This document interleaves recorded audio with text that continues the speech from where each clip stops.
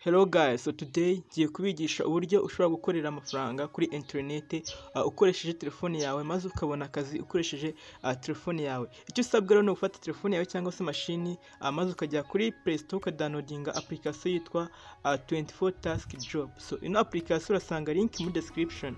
Murabona ko ngiyewe namaze kuyifungura, ntago ngiye kwigisha uburyo ujye kuri Play Store ngo uyidownloadinga, ahubwo ngiye kwereka uburyo ino application uyikoresha. Numara kuyidownloadinga ikintu cya mbere uza gusabwa no kubanza ugakoramo account. Ndimo kubereka ukuntu mukora account muri ino application. Icya mbere ni ukubanza ukiyandikisha, niyo step ya mbere.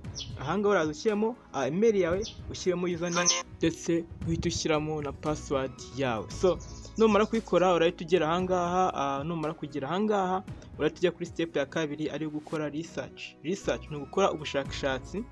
Ahangaha rero ikintu ukora ni ukugenda ukareba imirimo igaragara n'itagaragara. So imirimo rero uza gusanga imeze nkaho itagaragara cyangwa se ifite abantu bake bayikora, niyo nawe uhita wibandaho cyane maze uhitemo gukora uwo murimo, kubera ko uko umurimo ubura niko usanga abakozi cyangwa se abantu bose bashaka ko uwo murimo uwukora baza bagusanga. Ni ukuvuga ngo ni umurimo utaba urimo competition. So murabona ko nimo gusacinga imirimo ukuntu wakora thumbnail kuri YouTube, ariko uno murimo nsanze utariho. Murabona ko no gukora research uno murimo ntabwo uriho, there is no available job. Numara kubona rero umurimo utariho, ikintu ukora ni ugutuza ugakora kuri kano kantu ka plus. Ino plus murimo kuyibona ahangaha, uno murimo niho uza ukawongeraho. Ahangaha ngiye gushyiramo ko ngiye ndi umukozi, ariko ikintu nkora ari ugukora thumbnail za YouTube. So uraza wandikemo ahangaha kuri gig yawe, bazita gigs cyangwa se uturimo dutoya, wandikemo wenda ngo I will create social media thumbnails. So ibingibi nibyo wandikamo nyine akazi ushaka gukora. So nge ni ibingibi nkunda, ndetse nsanze noneho by'umwihariko ko nuno murimo udahari. Igihe rero nsanze uno murimo udahari nta muntu ukora, ni amahirwe ngiye guhita ntangira mukore. Ahangaha numara kubyandika, ino ni title, urandika na description.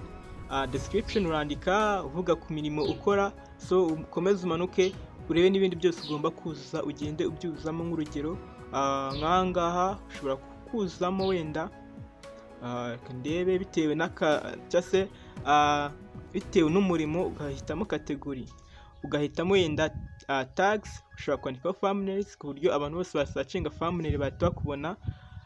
So ikindi kintu utakibagirwa ni ugushyiramo igiciro ushaka kujya ukorera. So nk'urugero ngiye nshobora gukorera $5. Ahangaha niyo ngiye gushyiramo $5, kubera ko thumbnail ntabwo biba byoroshye kuyikora. Thumbnail nk'urugero za YouTube cyangwa se Facebook biba bigoye cyane.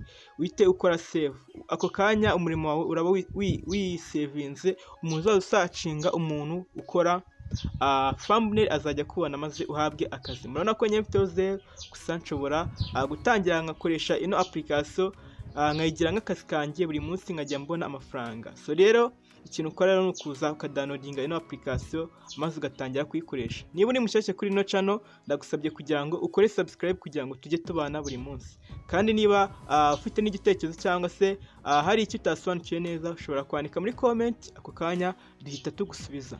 Murakoze.